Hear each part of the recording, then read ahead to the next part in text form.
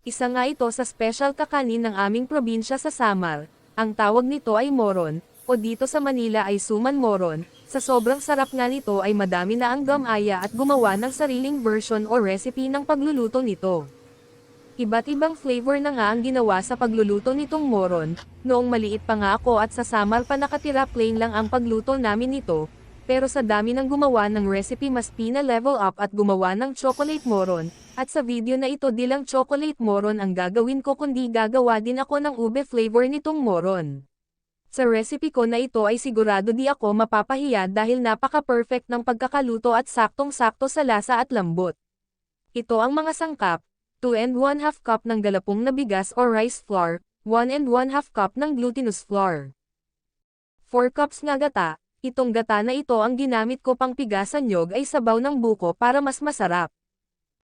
Boston Cocoa Powder, kahit anong brand ng cocoa ay pwede, at ube flavor food color. At 2 cups ng white sugar. Sa isang bowl pagsamahin ang 2 and 1/2 cup na galapong na bigas o rice flour, at ang 1 and 1/2 cup na glutinous flour. Sunod ilagay ang 2 cups ng white sugar, at haluin para mag-well combine ang mga dry ingredients. Pag nahalo na ilagay ang 4 cups ng gata, unti-unti lang ang paglagay para di mahirap haluin. Tulad ng sinabi ko, sabaw ng buko ang ginamit ko pang pigasan nyog, para mas lalong masarap ang moron, pero pwedeng-pwede naman tubig lang din. Haluin lang hanggang sa ma-dissolve ang galapong na bigas at glutinous flour. Para masigurado nga na talagang na-dissolve ang flour ay salain, para ang mga buo-buo pa ng flour ay matuno pa natin. Ito na ang ating moron mixture. Ang gagawin ko ay magse-separate ako sa dalawang lagayan. Bawat isang lagayan ay maglalagay ako ng 3 scoop nitong gamit ko na measuring cup. Ang isa ay para sa ube, at ang isang bowl ay para sa chocolate. Nakapag-separate na nga ako sa dalawang bowl ng moron mixture. Ang gagawin ko naman ay lalagyan ko ng cocoa powder. Isang sachet ng cocoa powder lang ang ginamit ko at kunti lang ang mixture na hinati ko. Haluin lang hanggang sa ma-dissolve ang cocoa powder.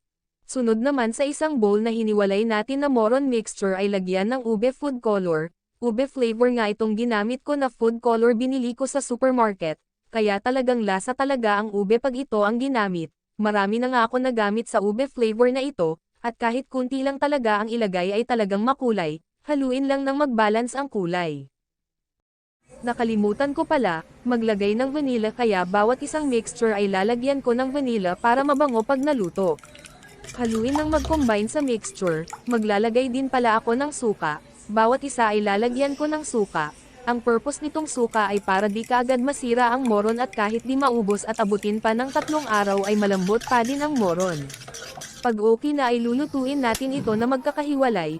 Lutuin lang sa mahinang apoy para di masunog at wag titigilan sa paghalo para di magbuo-buo at pantay na maluto. Lutuin lang hanggang sa mag-form na parang dough. Sunod lutuin din ang ube mixture, same procedure din sa mahinang apoy hanggang sa maging dough, at set aside at lutuin din ang chocolate mixture, same procedure din, lutuin sa mahinang apoy at huwag tigilan, haluin hanggang sa maging dough. At ito na nga ang ating nagawa na dough ng ube flavor, chocolate flavor at ang plain color na moron dough. Sunod ay magbabalot na tayo. Sa dahon ng saging na dinarang o nilahib maglagay ng white moron dough, e-flatten lang at pag-flatten na maglagay ng chocolate flavor ng moron at e-roll lang ng paaba, ang chocolate flavor nga at ang parang magiging palaman mo. Pag na-roll na ng paaba ang moron at nabalot na ng saging, sa mangkabilang dulo ay talian para di mapasukan ng tubig at lulutuin ito mamaya dahil papakuluan nga natin ito. Dahon ng saging nga ang ginamit ko pantali, pero di ko ina-advise ito ang gamitin dahil napuputol nga. At ito na nga una ko nabalot na moron. Same procedure ulit sa pagbabalot, maglagay ng white moron sa dahon ng saging. This time ang gagawin ko naman ay pagsasamahin ko naman ipalaman ang ube at chocolate moron, o di ba need lang natin maging creative. Kuwit. Pag nabalot na ay ganon pa din, talian ang magkabilang dulo ng saging. This time ang ginamit ko na pantali ay ang sinulid. Na-stress kasi ako sa dahon ng saging gawin pantali dahil di mahigpitan at napuputol pag winner sa higpitan.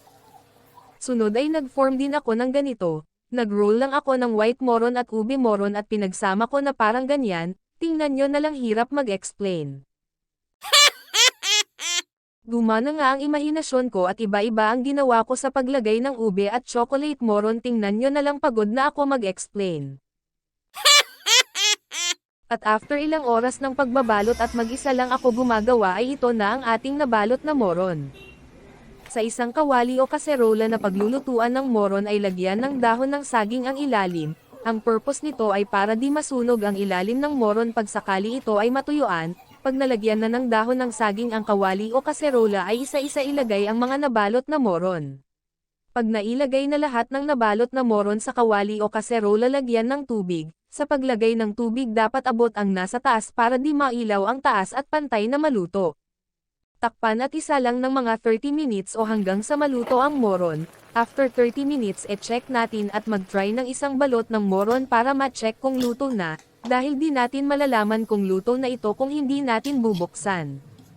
Ube flavor nga ang nabuksan ko, at luto na nga ito. Tingnan nyo naman kung gaano kalambot ang ginawa kong moron, saktong-sakto sa lambot, at sa kulay ng ube nakakatakam na. Sa paggawa ng moron, pwede hindi na gumamit ng glutinous flour, pero para sa akin mas masarap ang moron pag hinaluan mo ng glutinous flour.